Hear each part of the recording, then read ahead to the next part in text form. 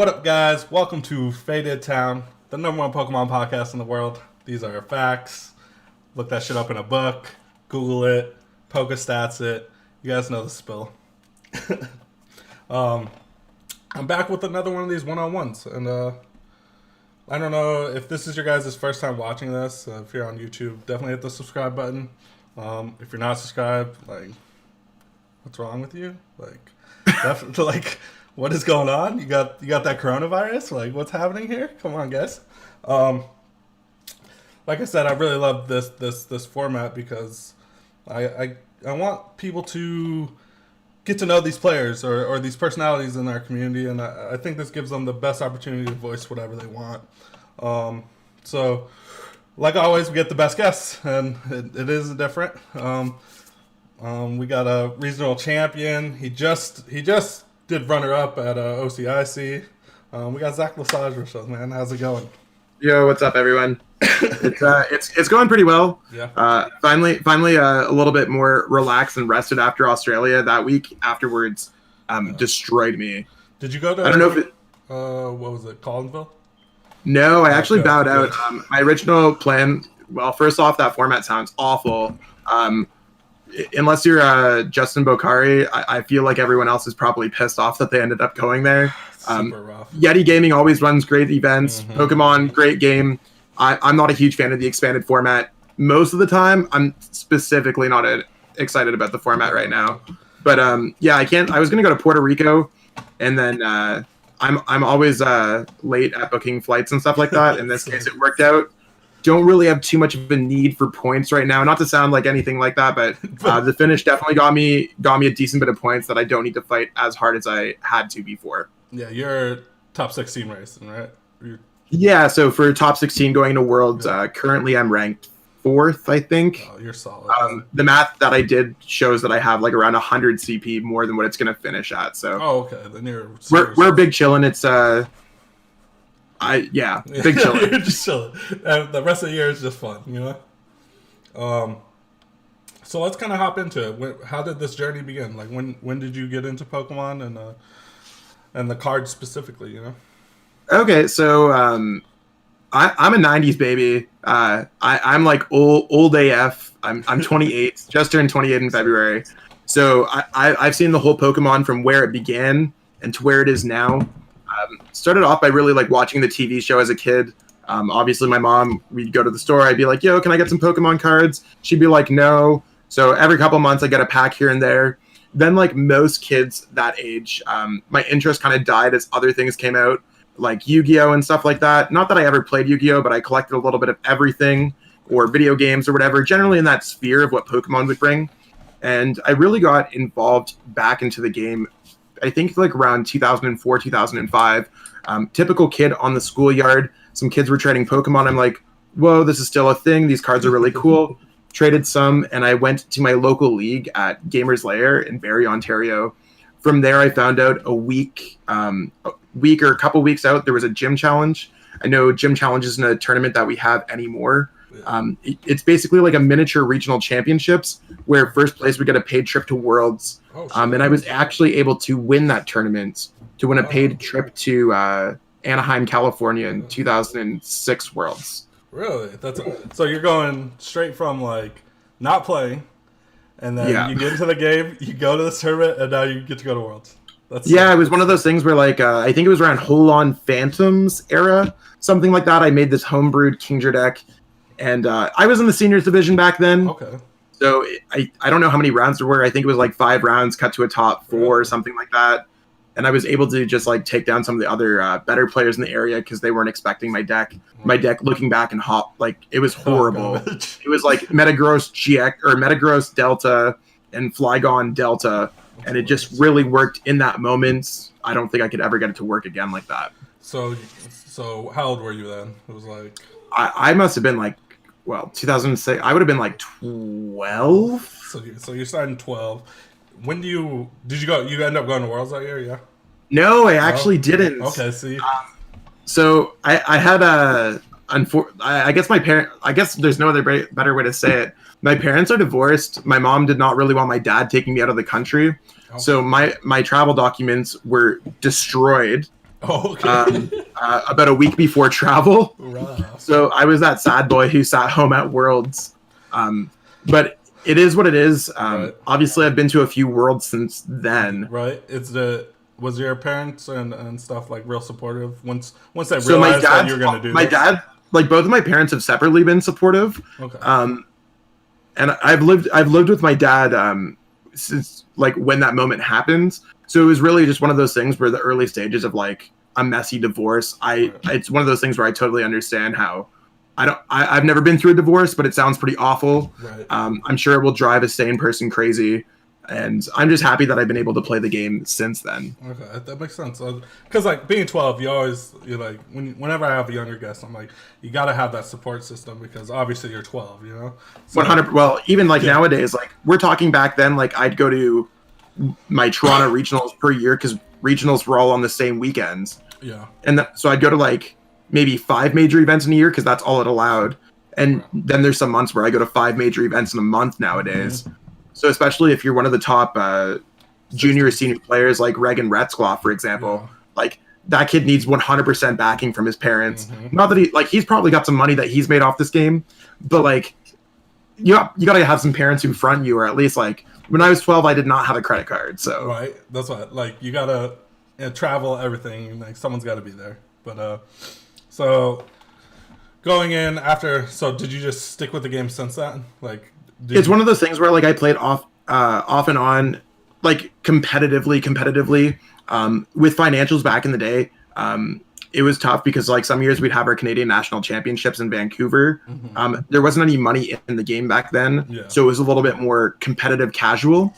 So I've played the game up to like a level where I could always make the world championships for the most part. Okay. And it was really in 2016, 2017. Where I had a string of events that kind of gave me that eureka moment where I'm like, I could actually make it. Okay. I think it was, what was it? It was Fort Wayne. I made top 16 at Fort Wayne regionals. Got a $500 like check. That's when they first added money into the game. Yeah.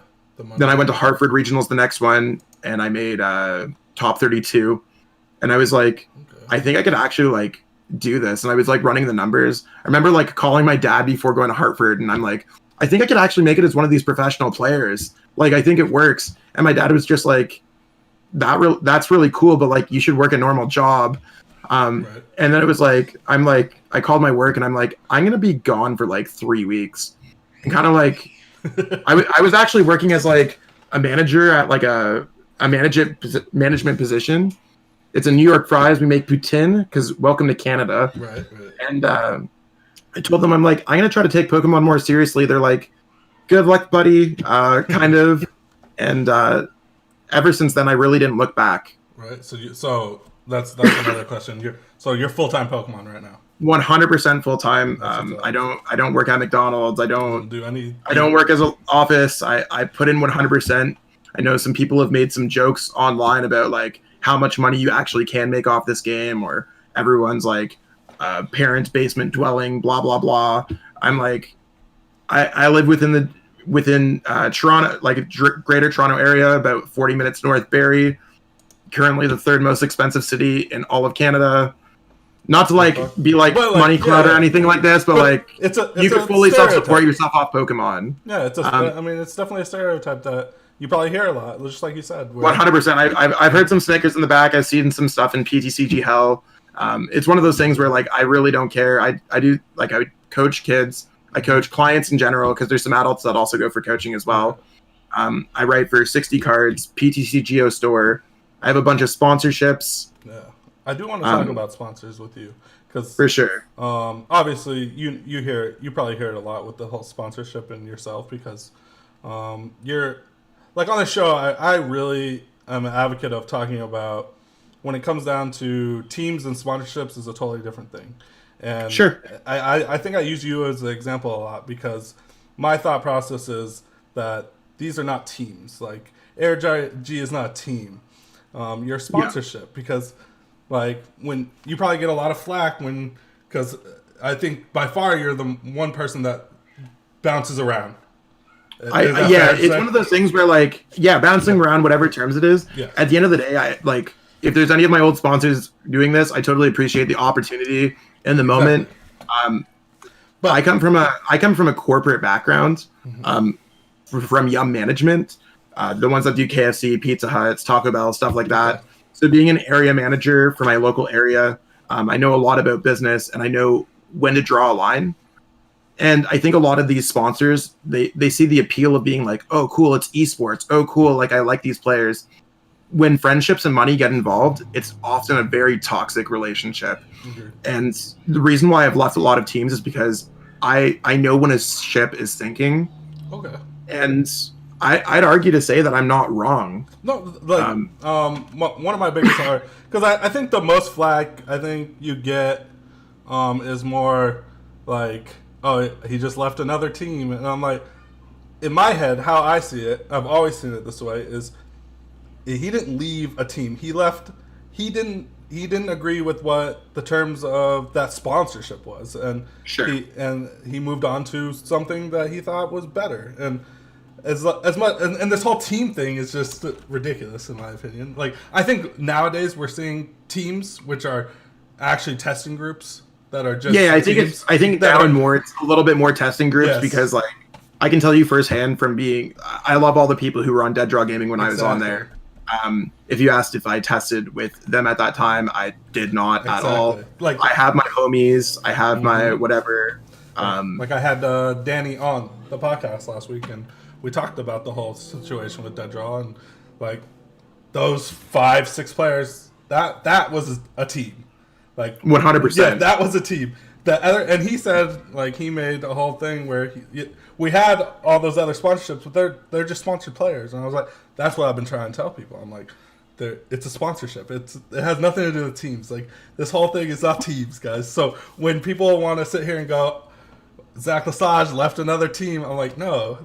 It was really like it wasn't working out. Like, especially with like the financials of like running through things. Now that DDG is a little bit over, I'm a little bit more open to talking about it. Yeah. But they were paying the top 3 players a certain amount per event.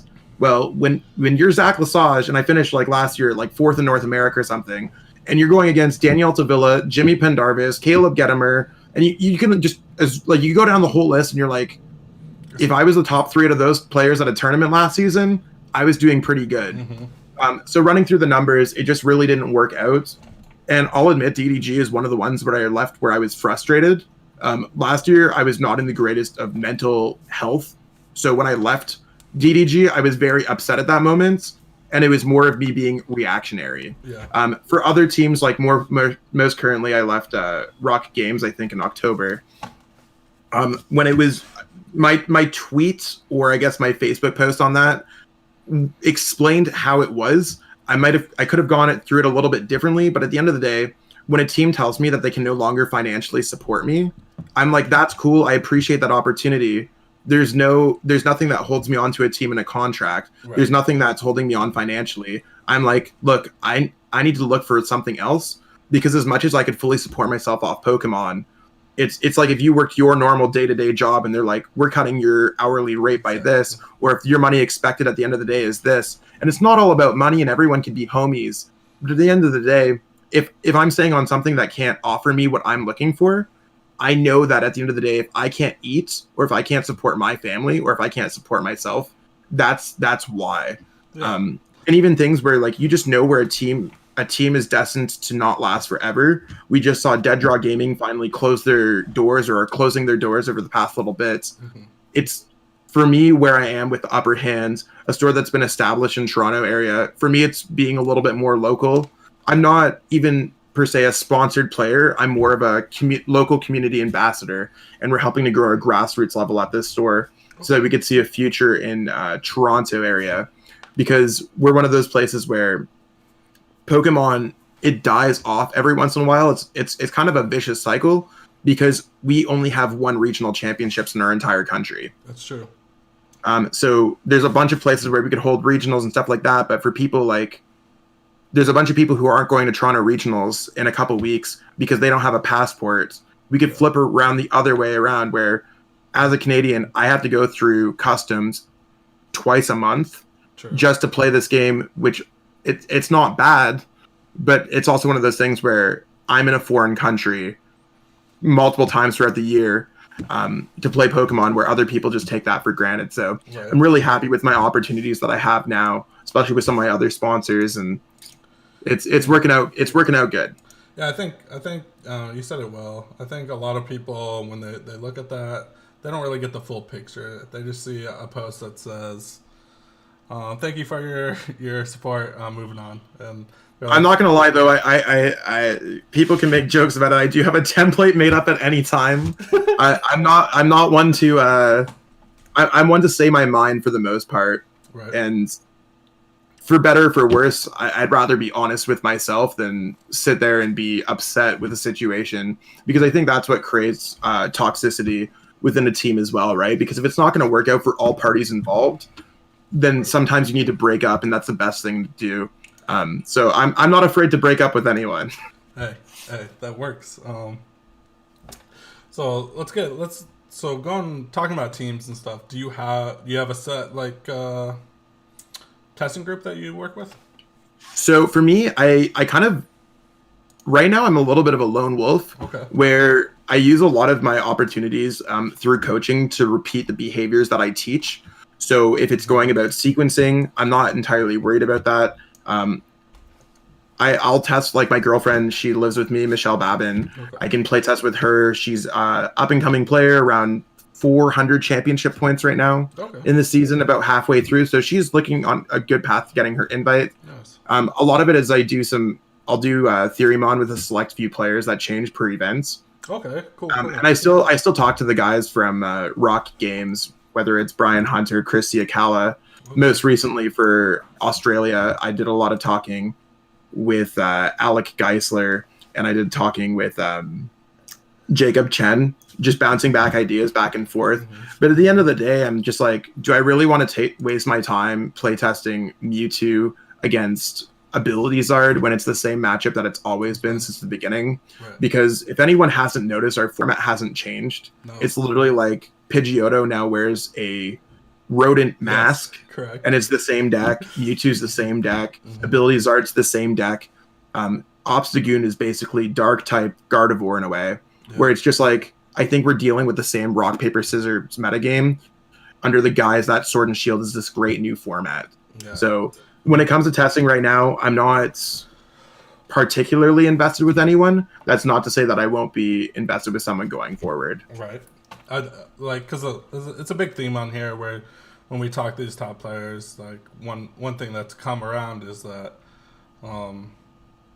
all these testing groups are coming together, and you're seeing results from like Cutter Tap or the Lab and DDG, but when I talk to people like you or like Pablo, which Pablo has a team, Sure, sure, right? I think he's on like Brave Birds, Yeah, something like that. sponsored by Panini or something like that. Yeah. But when I talk to him, he's like, a lot of what I get, my repetitiveness and my runs are through coaching, and I think the same with you. You're like, well, I teach this all day, so yeah, exactly. it's Like just, I'm putting in a 40-hour yes. week of me grinding Pokemon. If it's not like, let's say I put in 20 hours minimum a week of testing, and that's with me doing a 30-40 hour week, and then the other like 20-30 is me talking, and then like anyone who plays this game as a hobby is still going to talk to their homies on the side on Messenger and be like, yo, what about this deck? What about that deck? Yeah. So I think, especially as like coaching goes forward and it continuously provides stability,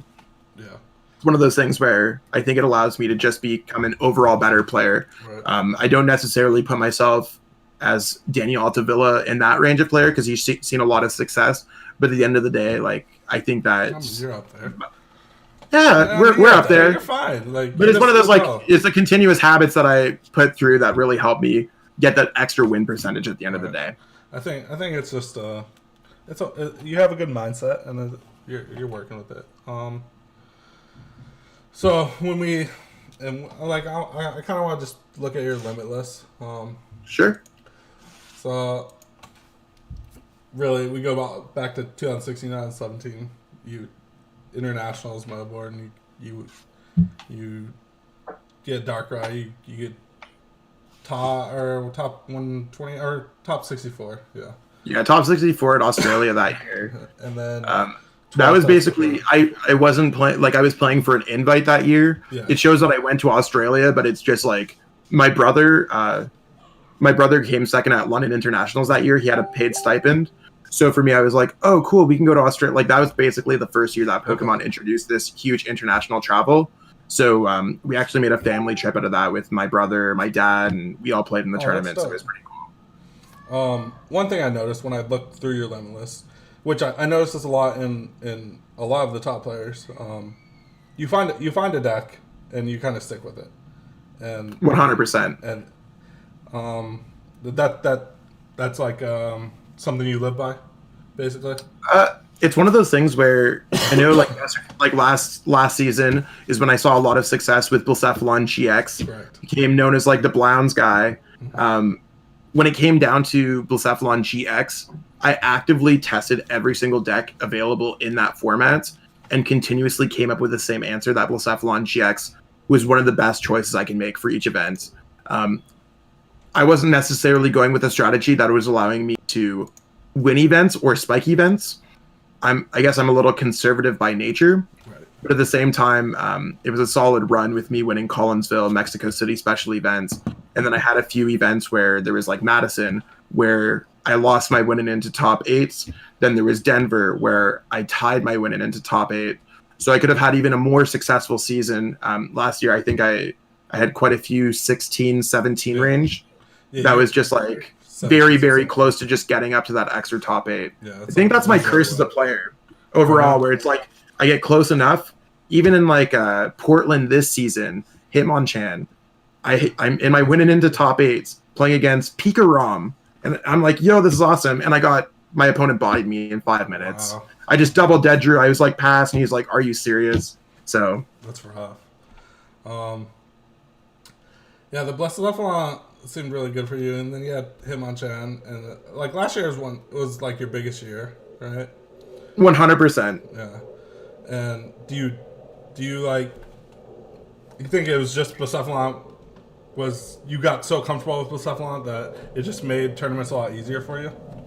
Well, I think like what a lot of people fail to understand is like there's the modern era of the game, and before that, like I have over like I'd say 10 regionals top eights in the non like as a master in the non-modern era of the game. Right. I'm a 5-time state provincial territorial champion, where it's just like depending on where I was with my work or career or anything like that at the time, my interest in the game has dwindled or gone up. Now that I'm playing on a professional level, I think it's one of those things where Blacephalon helped me for sure. I was an early pioneer for that deck and made top 8 at LAIC. From there, I was like, oh, cool, this concept actually really works, and like kind of rode the wave on it. But in general, the same way, I've played a bunch of different decks to success, so I wouldn't say it's necessarily just Blacephalon. Right.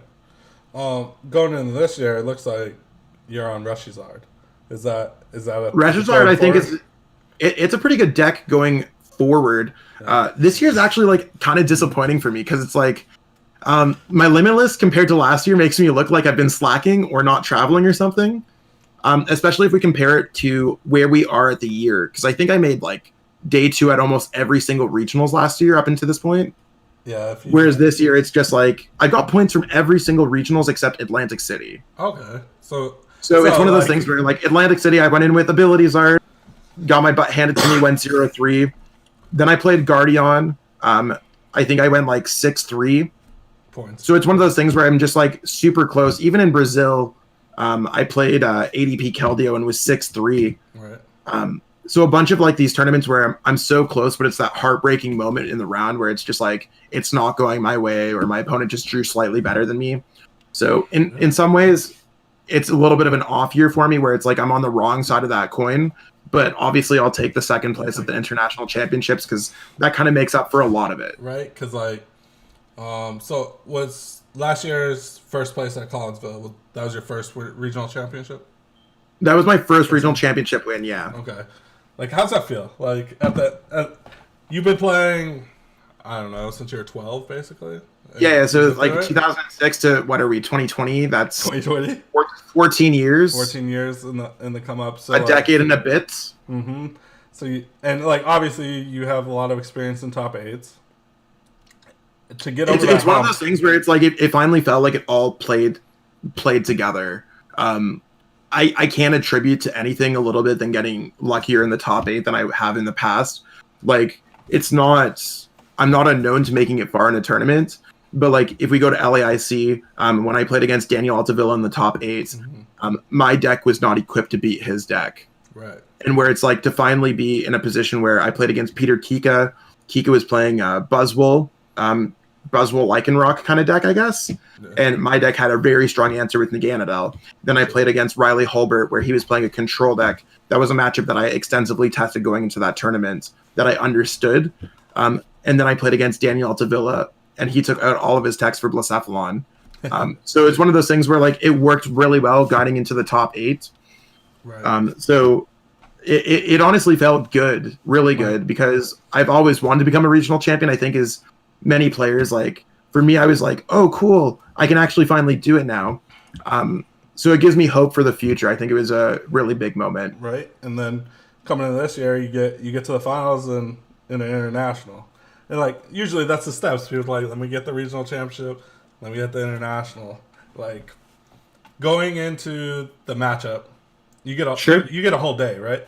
So like what are your are you testing that night before that matchup? No, not at all. It's one of those things like I can almost put it back to where I was going into the top 8 against Tord, because I knew I was playing. I actually like I was outside making a phone call, just talking to my fam, and it was one of those things where I knew I made top 8. I was secured, handed my deck in for deck check, and then I didn't even know. I didn't realize where I fell in the top 8, because I'm looking at the whole thing. Ability Zard was a really solid call for that top 8 in general, because I'm like, oh, I do well against the 2 ADP Zacians. I do well against the 2 Chinchino controls, or at the time 2 Chinchino controls. Rip the DQ.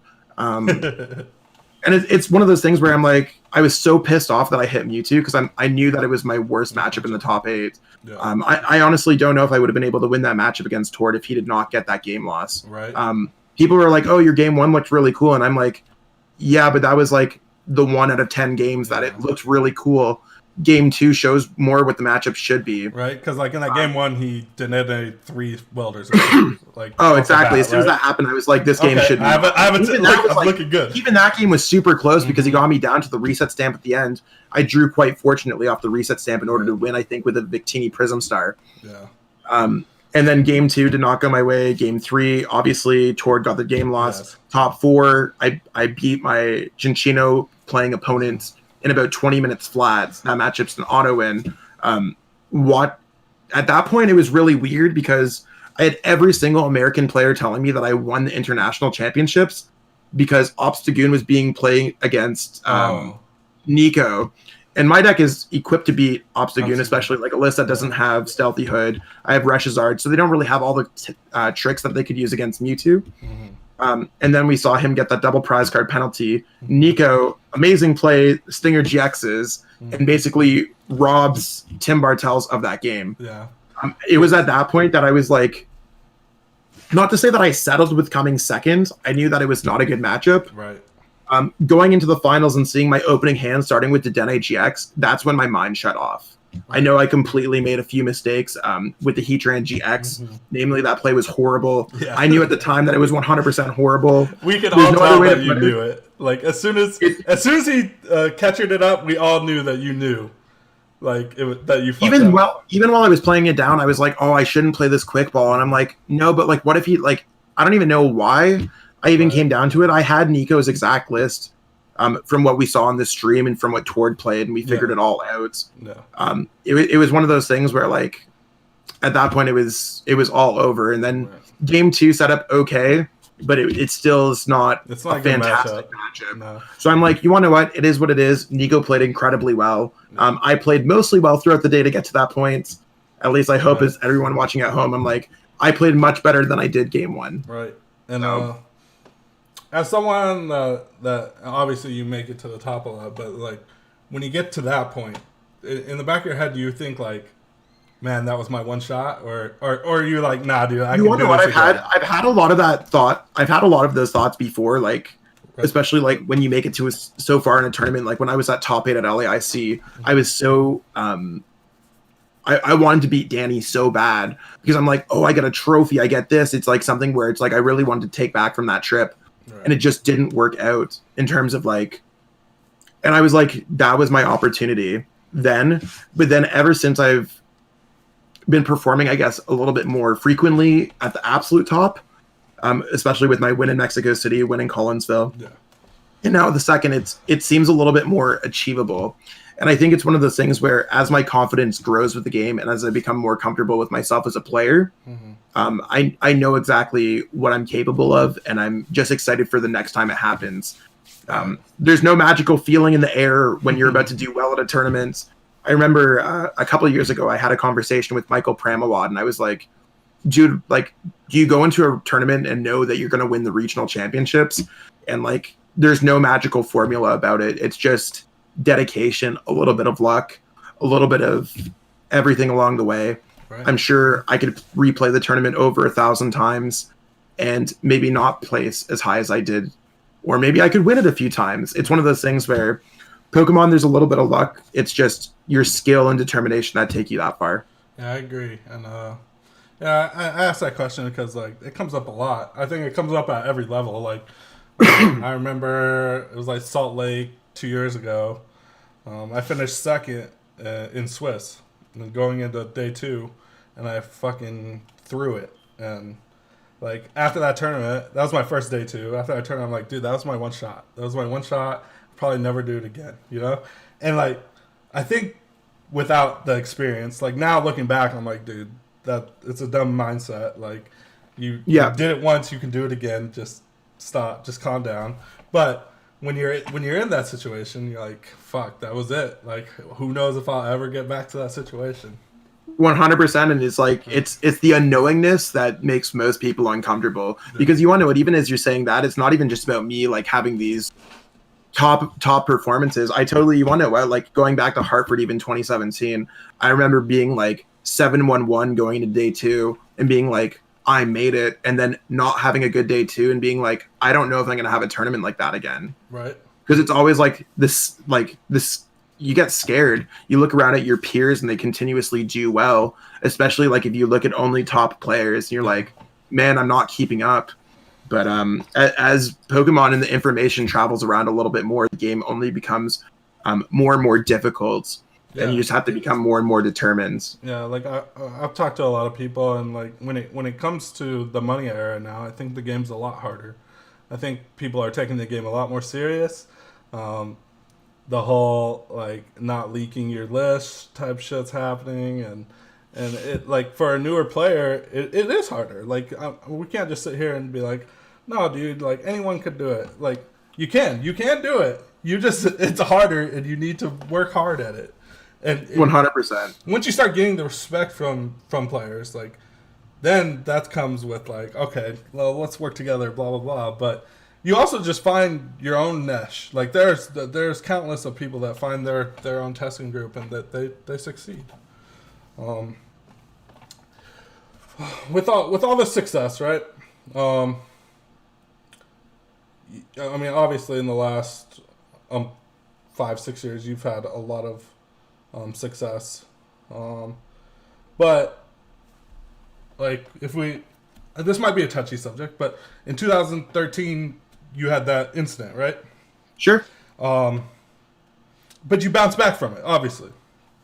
We could talk about it for like a second. Yeah, because I know it was actually most recently, not to name drop anyone. I saw she made a comment about it, and I like sometimes it's hard to read on the internet into like what's a joke and what's not, because at the end of the day, for me, I'm like, this is my career. This is not me. I'm not dicking around anymore. There's definitely, this is what I do on a daily basis. And if it's something like that, I'm like, I need to figure out exactly what's going on. Right. So yeah, in 2013, Canadian Nationals, Nickel Gator, as anyone wants to call it. I don't want to really place blame on anything or try to take away from what it was.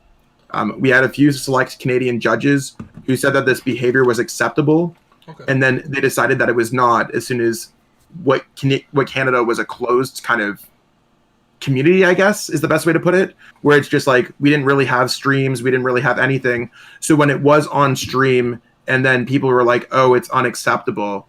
That's really where it came down. And that's where Pokemon's like, you want to know what? You are getting a temporary leave from the game, a ban for a year. And I was like, okay, that's cool. I explained my side of the situation. And it was also very apparent because Curtis Lyon, another great player as well in the top 4, that's really the game where that happened. All it is a learning experience. Right. I mean, it was 7 years ago.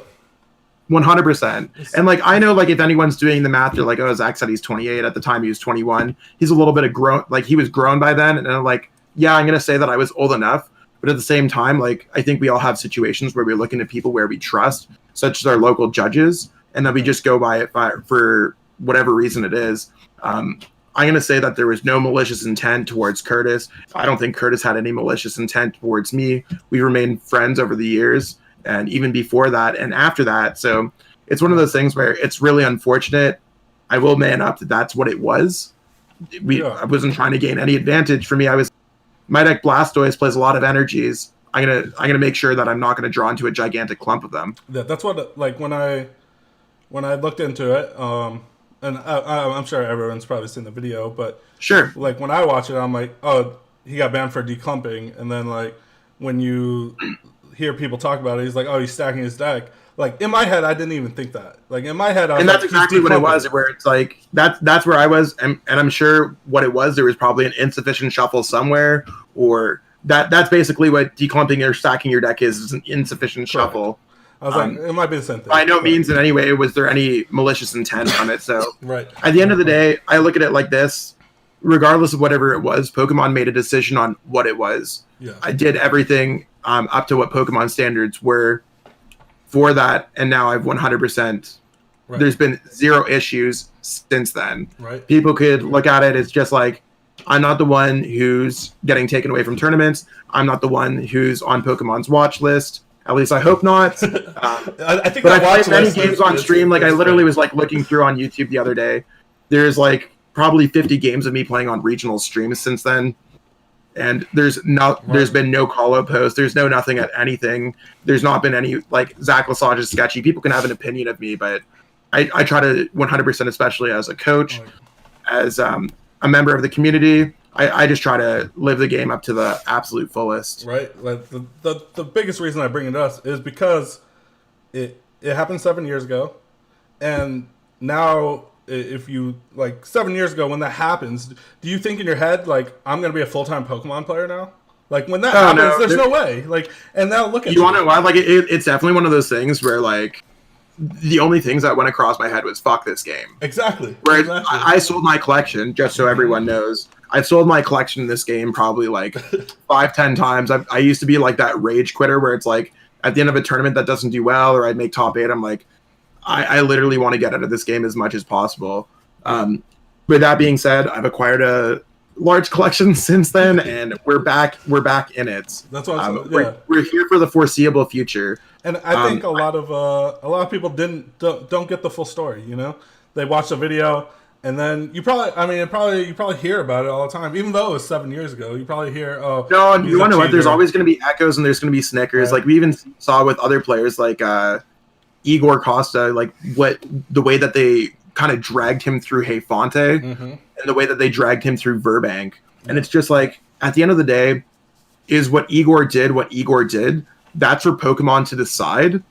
But to pull up any other skeletons out of anyone's closet, I think there should be like a certain time for it to close. Right. And I think when people are trying to make their full-time careers out of this, and their community members, and a lot of it, like, especially for yourself, doing a podcast, I'm sure you understand that content creation is not this multi-million-dollar job.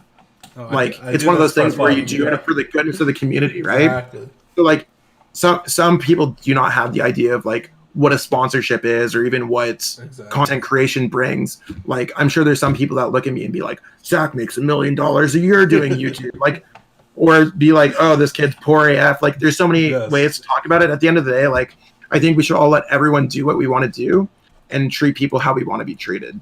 I agree. I think, I like to use this platform to give people that choice, because a lot of situations like that do happen, and they go under the rug and people forget about it. But then there's always like even in the Twitch chat when you're in the finals, there's that Snickers of, oh, like he probably cheating. Like, dude, 7 years ago. Like, Yeah. and the thing is that I'd like if Pokemon has a problem with me, like if there's anyone from Pokemon, 100%. If anyone has a problem with me, I will not play this game. No, you're like, I'll be very clear, like with it, where it's just like, no. If there is any traces of that, I play enough tournaments. I travel around enough. I play enough on stream where there's plenty. Like if there's incriminating activity out there, please.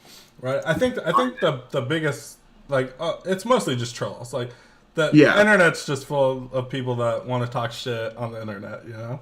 And like 100%, I think we've all been 12 and had Xbox Live at some point. But I think it's part of your story. Like I think it's a good story where you go from an instant like that, and you're like, fuck this game, I'm done, and then 7 years later, this is your full time job, and you've turned it around, and now you've made a living out of it. 100%. Right. And when it comes to content creation, like exactly, like I do this podcast because I want this story to get out, and I want people to listen to you exactly what's going on and everything you have to say. And then when they watch you on stream next time, they're like, hey, that's Zach Lesage. I heard his story. Like, he's coming up, he's doing this, and like let's get this going. Like, I like him now. You know? I appreciate that too. I appreciate having an opportunity to talk about things. I think a lot of stories being told. Like, even like when I had Xander on and he got top 4 at Worlds when he was like 15. I'm like, how is that not a story? How does not everyone who plays this game know that, you know? And well, that's the thing too, where it's just like things get washed over in this game, and like I see it in Canada. We have like a lot of really strong players. Like one of those things, the way that I know how this game can quickly forget what your past accomplishments are. When my girlfriend moved from Montreal, Quebec to come live with me, I took her to a first cup relatively early into our relationship. She played Pokemon before me. We met through Pokemon. Okay. She played against Andrew Estrada, which is our 2014 world champion. Yeah. Anyways, she didn't know who he was. Right. She did not know at all. And it's not like her being like specifically like turning a blind eye to like what someone's accomplishments are. Same way that like Rowan Stave now plays in my area and he won Worlds in 2015 in juniors. People are just like, oh, it's just some master this year, and how he made top 4 last year in seniors. Like, people are really, it's easy to forget about people along the way as well. So that's why I think like for someone like Xander who made accomplishments at Worlds before, people are really forgetful of old accomplishments. And like I'm a real advocate of like, if you do have an accomplishment, say Joe Blow wins regionals in Collinsville next week, like reach out to people and get on these social medias, because I think that these platforms help grow the community, and like there just wasn't this in the past. There was nothing. No. And now there's so many mediums, and like I want to address this too. I get DMs a lot where I'll get a DM that's like, because I had Nico on, and then he was on Trainer Chip, and he's like, could you believe he went on Trainer Chip too? I'm like, this isn't a race. This isn't a competition. Like, guys, we grow this community together. Like, yeah, I like, in my opinion, if you do well at something, you should hit every single platform. If you're invited to go on Celio's network and Trainer Chips and Rare Candy, like, hit them all, because like all this works to grow the community. Like, there's no downing 100%. Anyone. The more that there's Pokemon like TCG that's just searched on YouTube and exactly. That's why I think like, no matter what, like if there wasn't that kid on the schoolyard who was trading Pokemon that day, I'd probably be working some office job, a 9 to 5, and wouldn't be traveling around, or I wouldn't even be here in this opportunity. Don't know what my life would be, but it's one of those things where like Pokemon gets to different people in different ways. Right. I want to speak about what you just said with things getting washed over.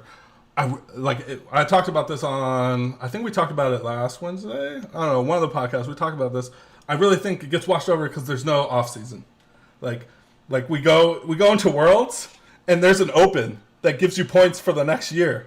Like, well, and we're just moving on. Even now we have quarter zero of cups. Yes. Where it's like Yes. I go from my cups that I finished at LA or from NAIC. I go for NAIC. Right to it's the like next cool. season. You want to know what? I got my top 16 ticket to World, or I got my invite, and then it's like, oh, 2 weeks later, I have cups that I'm grinding for the next season. Exactly. I really wish they would have an off season.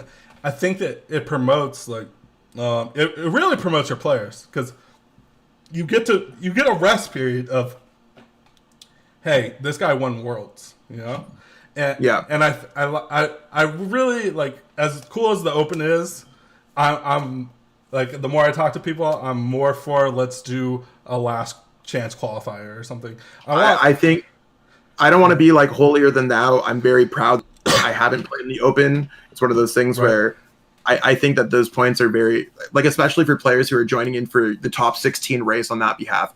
I'm totally cool if any player works their ass off all year and gets an invite to the World Championships. I'm an advocate for players having the opportunity to play in the World Championships. I think the World Championships might be a little bit large at this time. But that's also coming from me from the mindset, like, when I played in 2012 Masters in Hawaii, I think there were 64 of us. Oh, shit. So it's just like you're down to a really, really, really concentrated thing from back then to, I think the numbers are reaching, 500-600 nowadays. And that's the reason why I play for top 16 so hard every single year, because I just don't want to be one of those players who got unlucky once or hit the wrong matchup. Worlds is becoming a little bit more of a crapshoot. Yeah. With the Open being, like you said, with it being difficult like that, I think it's there has to be a fix towards it. Right. There's too many players who are like jump starting their entire everything off of the Open, and especially when we see players like not to use Igor Costa as an example, but he comes off of his leave from Pokemon, joins back in. He's definitely like a shark in a water full of people who couldn't make Worlds, or people who are pissed off that they did not make day 2 of Worlds, and use that to his advantage to play. Got 200 championship points. I don't want to say easy, because I don't think it's necessarily easy to win that event, but it definitely is a large amount of championship points that also players who are in day 2 of Worlds can never acquire back. Yeah, like that's what when I was talking to Nico about it, he's like, they either need to drop the whole Open thing, or day 2 player, if you're gonna keep this whole like no stop grind till we die situation, then these day 2 players need to be compensated with points for next year. Like, I 100% agree with that, because I went to Worlds, I lost, I was 3-1-1 at one point, and I'm looking at it and I'm like, yo, I'm 2 wins away from making top 8.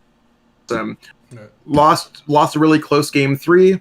Then I'm 1 win away from making top 32, and I'm like, awesome. Completely got double donked, and I'm like, so there's people who are playing in the Open. I'm getting nothing for playing day 2 of Worlds. This kind of sucks. Where I have like my peers like Grant Manley, who's doing really well, Benjamin Branch, who's doing really well. There's a few other top 16 caliber players right now who got a decent bit of points from the Open. And by all means, if I had an opportunity to go to the Open, I'm sure I'd be in there playing it as well. Right. Doing my absolute best, but it just creates for these awful situations for, I think, every single person involved, except for the people who did well at the Open. But even then, their opportunities are probably going to be like, I got Open points, guys, I'll admit it. I think it's become like a little bit of this sad taboo to have Open points. Yeah, I would really like. I personally would wish that Worlds was just so focused on Worlds, like as an event, especially being your World Championship. I want it to be like this big event that is an end of the year event that we are looking to find the best player in this group of players that work so hard to get there, and nothing else. Let's not focus on anything else. There's nothing. I like the last chance qualifier. Like, if you want to run that gives people opportunity to play. It's a lot harder tournament because it's like single limb and you're just grinding. And if you win, go right into the next day. You know. But well, the other thing too is like I feel like even the way that we currently have it, I feel like for the top 16 players who got their automatic day 2 qualification of Worlds, that's cool. I don't think anyone would argue that a top 16 player didn't deserve it at any given point. Yeah. But I also think, like this year, for example, I think there's around 23 players who are actively chasing it. which means if anyone's doing math, there's some very great players who played all season long who are not getting that prize, who are not getting paid to go to London, who are not getting compensated, who are not making day 2 at Worlds. And I feel like those players should have some kind of buys day 1 of Worlds for the efforts that they put in this season. I think our whole structure, it's a little bit poor at the top end, especially like I like Henry Brand. Henry Brand has ridden for me at 60 cards. I've talked to him. He's a great guy. Is Henry Brand the absolute best player in the world last season? And I think it's not to call out Henry by any means. Worlds last year was a tournament where 5-1-1 made top 8s. And I think going from right to day 2 just to going right to 7 rounds determines who are the best 8 players in the game is, I don't know if that's enough. Right. I feel like Worlds should be a little bit more. And at the same time, we have some great players. We saw Justin Bocari. He just won Collinsville Regionals. I don't like Expanded. Maybe he loves it. Hunter Butler, I know he won Dallas. Does Hunter Butler like Expanded? Yeah. Carter Barsh loves Expanded. Great Expanded players. Even like Finnegan Lynch, who's taken a little bit of a back seat this season. Yeah. He's had a lot of impressive results in Expanded, done a lot for that format. We have nothing to show for it at Worlds. Why are we playing in a format that we aren't playing at Worlds? Yeah, that does suck. I personally love that we have 2 formats. I think especially because the grind is so hard in the States, and there's so many regionals and there's so many cups and stuff. To just play one format the whole time would suck. But you're right. Like, when it comes down to the end of the year, none of that shit matters. Like, you literally tested all these expanded decks and did all this testing for expanded and won these tournaments for nothing. Like, to go to Worlds. And I mean, people will argue that, like, they'll probably do what they did last year and have a whole new format for Worlds. So that's another thing that makes it incredibly difficult as well. Yeah, I think a lot of people are on both sides. A lot of people liked it, like, kind of even the playing field for everyone. And then some people are like, well, it shouldn't be even. Like, I worked hard. You know, I worked hard. I know the matchups. I built my decks for this, and like, it shouldn't be even. Let's play. I've done this far. Let's see who the best is at this format. And sure, it is what it is. You know, but I think like a lot of people are just not happy with the way it is, and there used to be a buy system, right? They used to have a buy system for national championships, and that was it was easy to manipulate, especially in countries like Canada, where we had players who were getting first or whatever, and we had the same championship point requirement as the United States, but we've always been combined. So if you look at 2016 with Canadian Nationals giving 500 points away for their top 4 players each, and US Nationals, a tournament that's 10 times the size, was giving away 500 players. We had 3 Canadians in the top 4 players, and they robbed a bunch of spots. Not to say like Canada's the one that stopped it, but it's a system that doesn't necessarily work across the board. Right. Because how would we do it throughout the entire season, right? Like, how do we determine that a regional in Santiago, Chile is the same regional as Dallas regionals, exactly, or the same regionals as anything else, right? For myself, like, I look at it where it's just like, I won Collinsville last year, the biggest regional that we've had in the modern era. Yeah. Or at least I think within the top 2. Yeah, it's pretty close. And it's one of those things where it's just like, there's no extra pricing for beating an extra 700 players. Like, if we do it per player, I could have won 3 Toronto regionals worth of players for the same paycheck. So I think it's one of those things where player capacity, it's weird. Yeah, I think that subject's so weird, like, hard, because like having Nico on last week, I argued that I think OCIC is the hardest international because there's less people. And the good players are still going. More concentrated for sure. You're definitely looking around at the There's Danny. There's Azul.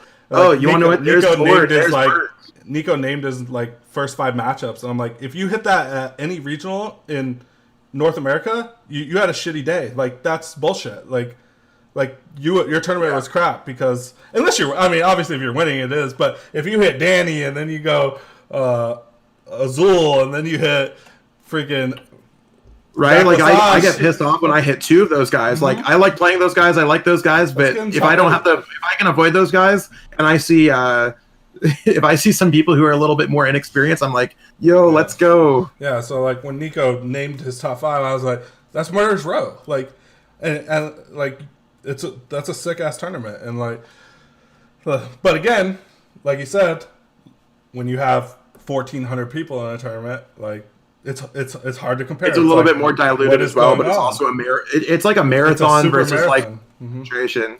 Yeah. So it makes it difficult. I think like a buy system would be difficult, Yeah. but I think it would have to be based off of being a certain percentage in your region. Yeah, I agree. So like, let's say if you were to be like, right now we have top 16 in North America. I feel like top 16 is too little. I think that we should go like top 25. That sounds like a better number, especially if we're to go with a buy system. So it'd be like top 25, day 2 worlds, or maybe like top 10 paid go to worlds, and then get the day 2 worlds, top 25 day 2 worlds with a stipend, and then maybe like top 50 get a round 2 buy at worlds, and then top 100 get a 1 round buy at worlds. Where it's like, if you ask anyone if worlds is going to be 7-8 rounds, having a 1 or 2 round buy doesn't necessarily matter, especially if you worked off all entire season, and then all those players who did that as well.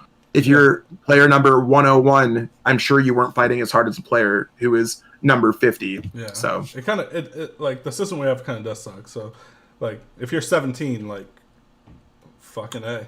no, like the best way that I like to look at it is like in the first year that we saw like a true race, we saw Jose Morero unfortunately come 17th, and Jose then played day 1 of Worlds, had a rough day, and that was his season. Yeah, it sucks. Or you watch people struggle through day 1 of Worlds. If you ask me if I'd make it through day 1 Worlds every year, I'd say no, at all. There's no way. Like if you ask, I don't make day 2 at every single regionals. We're talking Worlds, right? So yeah, it's such a. I think it just hasn't. I don't know. I don't think they look into it too hard. I really do think it's because it's such a like nonstop game. There's no time to think about like, okay, maybe we should change something. Like it's more, well, we got cups coming next week. We gotta decide this now because we can't just mid-season thing. go. Like, even like flying back, like I was on the same flight as some TPCI reps, and I was like, "So what's your guys' work week like?" And they're like, "It's a lot." Yeah, because they're all taking for these internationals. They're just like taking an entire week off, and obviously they're working out there, but like Pokemon doesn't stop. No. Like the week after Australia, I took an off week and I was playing at back-to-back cups. Mm-hmm. I'm taking an off week this week and I'm playing in a cup and a challenge. Then I'm going to Toronto, and then it's where do I end up next in the world? Because even with like special events and everything around, the game's so globally connected now that it's like it's not uncommon for me to be flying to South America to play in a special event because I want to, or right. Oh, special events are very a touchy subject too, because a lot of people hate when people get points at that because it's regional points at a League Cup, basically. You know, I agree with that. Especially like I've gone to special events, I've abused that myself, right? But it's one of those things where you play within the system, and no one can really fault you for playing within the system that's allowed. No. If there was a fault, they'd change it. I think they changed it this year to a best finish limit of 6. But I think that's also not rewarding for me. Like I'm in a position where I have all my regionals points. Yeah. Like, are they great finishes? I got a top 256 in there. I'm not gonna shame myself for having one. Do I necessarily care at this point if I replace it? No. We looked at Grant Manley. He made top 16 this past weekend in Collinsville and got 0 CP. Yeah. It's not as rewarding as people think at some points. Like, yeah, the grind is insane, especially for the top 16 players. Actually, really, I think if you're just going for a top 16, that's the biggest issue. They got to figure something out with that because I still think that even for like local players, like going to cups and like cups become so much more important. Like right, like I think that if there was a way to just like, I think the best way to improve the game right now is if they did not have the open, went to some kind of buy system, like I said before for Worlds, doing like maybe the top 100 or something like that, and then if they made cups and challenges only count towards day 1 of Worlds. Yeah. So that means like you wouldn't have players like Daniel Altavilla die hard going to your cups, so that like if you're a local player trying to get it, Like, there's so many times where I've apologized to like homies who are like trying to get their invite, and I'm like, dude, I'm trying to get like $1,000 right now. I'm trying And I'm like, they're like, are you not to say that I have people who are asking me to scoop, but like, you can read it off their face where they're like, why are you here? Yeah, you have 12, and like, I hate being there points, as well. Trust me, I love this game, but if I didn't have to play as much, I'd feel a little bit more relaxed and ready for my next major event. Yeah, I agree. Yeah, before we wrap it up, I just let's talk with the grind. You know, you're grinding ridiculousness. I'd like to how much of a toll does that put on you? Like, you're traveling every week, like mentally, like that's got to be. It's rough sometimes. There's weeks like I said, when I came back from Australia, I was completely a blur. So for me being out of Toronto, I decided to drive to Detroit because I fly Delta exclusively nowadays. Okay. So in order for me to get the points, I went to Detroit. The flight price was fine. So it's a 5-hour drive, and then I go from Detroit to LA, which is like a 5-6 hour flight. Then from LA to Melbourne, which is a 16-hour flight. And then doing that back and then driving straight home, making it home around like 2 o'clock in the morning. That whole week was like me staying up until like 5 o'clock in the morning, going to bed, waking up at like 2 o'clock in the afternoon. Like, my body got screwed up with like time zones, and it hasn't happened that bad before. And it's like my 4th or 5th time going to Australia in my life. So it's one of those things where it's just like, I don't know if I just didn't temper myself on the flight back properly with a sleep schedule, but there's times where it's just like, I've ruined myself for weeks where it's just like, I'm not hungry. I don't know what's going on. Right. It's draining. I think, like, because I've talked to a lot of people, and like, when you are chasing the top 16, like, I think I don't know if Finnegan Lynch was chasing the top 16, but when I had him on the podcast, he really dove into how much he's doing full-time Pokemon, how much that's taken a toll on him mentally. Like, and I almost, and especially like we've talked about, there's no stop, and like especially if you're gonna play next year, like, it just never stops. And like, when is it just not? I just don't want to do this anymore. Is this like? Well, I think it's one of those things where like I've been pretty fortunate over the past couple of years where like last year around February I spiked where I won Mexico City special event. Then I made top 32 at Australia. Then I won Collinsville. So I put myself in February at the exact same point as it was this year, like to the day, where I didn't have to fight for a top 16 slot anymore. February is a good month for me in general in Pokemon. So like right now, I'm looking at it that I don't really like Expanded right now. I don't think I'm going to Charlotte. I don't think I'm going to Salt Lake. I'm going to Toronto because Toronto is a 30-minute drive from my house. I like because you said you're pretty much safe, you know? And yeah, exactly. So it's one of those things where like I found ways, I guess, to use up my bursts of lost energy, I guess, in February is where my body's like calling it quits, or like that's how everything's aligned for the past little bit.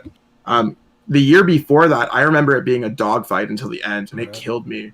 There was 9 weeks where I wasn't home. Yeah, that's rough. Like, I was not in the country for 9 weeks. Yeah, I'm like just traveling around between South America, special events, making sure that everything that I put out for the entire season happened. So, all right, I'm like, it's tiresome to anyone who's looking to jump into it. Like, it's tough. Yeah. It's also financially straining. Yes. Like, people look at it and be, I just won 5K at Australia. That 5K is not a real 5K. No. Anyone who thinks it's taxed 30% for me because I'm not American. That's true. Automatically. So I lose 30% right out the gates. And it's just like, that's awesome. When you factor in my flights, when you factor in costs of living in general, like, yeah, I bought myself a shiny new iPhone. That's awesome. That was my bonus for doing well. And then like I did grocery shopping. Right. Yeah. So it's one of those things where like you can't pay for your travel for an entire season off of even like one strong performance. You can't zero out your bank account every single time. Like, you got to balance it, and you have to have a bankroll at some point. Right. And like obviously you do Pokemon full time, so you're not living off. If you go on a bad streak, you're not homeless. You know. No, exactly. I definitely don't want to be homeless because if I didn't make top 8 at a regional or something like that. There's that's a lot of the memes. There, like, it's not going to work out. Right. You cannot make money exclusively off of Pokemon winnings. Yes, exactly. So I mean, obviously, and that's like we circle right back to your sponsorship and shit. That's where it comes in. It's like if you're gonna do this full time, obviously everyone can look at this game and understand that unless you're winning every fucking regional, even then, like, Well, the thing is too, like I think You're if not. we look, if you scroll through Limitless, some of the top performers in the game have been like Danny Altavilla, Tord Reklev, whatever. I think the top most earnings is probably around $60,000 in the past 3 years. yeah. If anyone is living where they could live off $60,000 in 3 years and travel across the entire world with that money and survive, you're either living in Kansas City in a cardboard box, Exactly. or you are literally like you have to be making more money. Yeah, that's where all the memes come. You know, like people understand that, but that's why if you're gonna do it, and which a lot of players do full time Pokemon, that they know what they're doing. They're not fucking stupid. Like if you lose 3 tournaments, you're not homeless. You know. Exactly. No, it's for me. I don't include any Pokemon winnings at all. Smart. It's a nice like polish to my yearly income. For sure, I treat it as I bonus myself out. Yes. All right. Before I completely wrap this up, what's your end goal here? Is you're just going for the ride right now? Win Worlds, just hang this up, or are we just riding this out for ever? You want to know what? I've thought of it many times where it's just like I've been playing this game forever. Like I'm 28. I look at it where it's like there's not that many players that are of my age. I think it's me and Pram, and there's a select few up there, but like especially at this level, like I am not 20 years old. These people who are going through their party days and living it through Pokemon are one of those things where it's like I've had those days. I have a bad back. I am like getting old AF. I've thought about quitting after like some big performances, but like the way that the game forces you to play every single week in succession, like even if I were to quit the game at like, let's say Collinsville was my number one, or even let's say Australia was my best performance I've had to date, I can't just like leave at that point because it's like, oh, there's the stipend to go to Berlin. Oh, there's this coming up next, where it's just like the opportunities that come from success in this game. And like, who wants to be the person who leaves at the absolute bottom? So for me, I'm going to make a formulated decision based off how Pokemon grows over the next 3 to 5 years to see if there's something that I want, unless there's some other opportunity that comes up in my life. I'm not 100% attached to Pokemon itself. I like having the freedom that I do with the kind of career path I've carved out for myself. So really just seeing how it goes for this season. I'm really going to go focus more on standard events. Don't quote me entirely on that. I might just go to Charlotte for fun. Right. But it's one of those things where it's just like, I'm not entirely sure where this year is going to take me. But I guess for sure I'm going to be at Toronto Regionals. Then I'm going to be going to Berlin. I'm not going to miss any internationals until I decide to not play this game anymore. That's what's up. Okay. Yeah, I think you got a good story. I think you got your shit together when it comes to Pokemon and whatnot. Let's wrap this up. Where do people follow you? What's on your okay? Here's here's for the 1,000 list that everyone got the hashtags and all that stuff going. I actually was joking around at a cup where I could be like, I saw, what was it? I think Wolf Blake was on the VGC stream and he had the Geico thing there, and I was like, hashtags use Geico, save 15% because I could just add that to the other savings. Right. Okay, so you can follow me on Twitter at Lesage Pokemon. Stay up to date on what I got going on there. I post about all my articles, my world travels, lots of free deck lists, lots of free content. I create content for Rare Candy YouTube channel. Lots of great stuff going on there. Write for 60cards.net and ptcgostore.com. I am sponsored by the Upper Hand store in Mississauga, Ontario. Great store. So if you're in the area, check it out, especially if you're around for Toronto Regionals. tcevolutions.com. They have some great damage counter products. Whether you're using a GX counter or their damage counters are awesome. What else do we got going on here? Sponsored by Ultra Pro as well. So not even the fact that I'm sponsored by Ultra Pro.